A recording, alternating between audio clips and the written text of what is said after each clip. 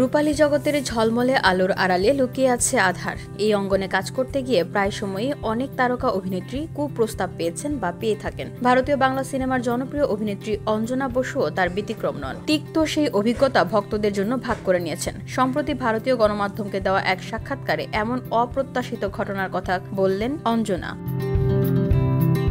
অতীতের একটি ঘটনা টেনে অভিনেত্রী বলেন, রামকৃষ্ণ ও সারদা সিরিয়ালে যখন সুযোগ পাই, কাজ পাকা পাওয়ার পর ওই ধারাবাহিকের এক্সিকিউটিভ প্রযোজক আমাকে ফোন করেছিলেন। বলেছিলেন তার সঙ্গে রাত না কাটালে আমি নাকি সেই ধারাবাহিক থেকে বাদ পড়ব। অঞ্জনা স্পষ্ট জানিয়ে দেন তিনি তা পারবেন না, প্রয়োজনে তারা তাকে বাদ দিতে পারেন। অঞ্জনার কথায় ওকে ফোনে জবাব দেওয়ার পর ছেলেকে জড়িয়ে ধরে কান্না করি। ওই লোকটার ভয়ে গ্রিন রুমে সারাক্ষণ দরজা বন্ধ করে থাকতাম। ওর কোনো কাজ আমি করিনি, তবে কারোর সঙ্গে রাত না কাটিয়ে যে টলিউডে কাজ করা যায় সেটা বোঝাতে ওর একটি বিজ্ঞাপনে দ্বিগুণ টাকা নিয়ে কাজ করেছিলাম।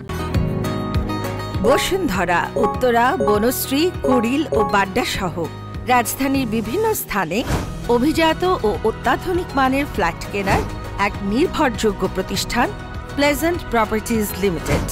তাই আপনার স্বপ্নের আবাসনের জন্য আজই যোগাযোগ করুন। Pleasant properties limited, where destiny matches eventually. অভিনেত্রী জানান, সেই বিজ্ঞাপনের পারিশ্রমিক তিনি পুরো শরীরে বিছিয়ে ঘুমিয়েছিলেন সেই স্মৃতি ভুলতে। অসংখ্য টিভি সিরিয়ালে যেমন অভিনয় করেছেন, তেমনি ভারতীয় বাংলা সিনেমায়ও তার সরব উপস্থিতি। প্রযোজক ছাড়াও এক পরিচালক অঞ্জনাকে কুপ্রস্তাব দিয়েছিলেন। সেই ঘটনাও বর্ণনা করেছেন বাই বাই ব্যাংকক তারকা। অঞ্জনা বসু বলেন, এক নামী পরিচালক, তার বয়স এখন অনেক, তিনি তার সিনেমায় আমাকে নিতে চেয়েছিলেন। এরপর তার অফিসে গিয়ে তাকে সঙ্গ দিতে বলেন। জানিয়েছিলেন সেই সময়ের অনেক নামী অভিনেত্রীরা নাকি তাকে সঙ্গ দেন, কিন্তু আমি সাফ জানিয়ে দিই যাব না, তাতে আমাকে বাদও দিতে পারেন। কাজ পেতে কখনো আপোষ করিনি। অঞ্জনা বসু অভিনীত উল্লেখযোগ্য চলচ্চিত্র হলো যারা বৃষ্টিতে ভিজেছিল, 6 ছুটি, বাই বাই ব্যাংকক, ল্যাপটপ, বোকেশ ফিরে এলো, আবার বসন্ত, কিশমিশ প্রভৃতি। VOD Bangla news desk.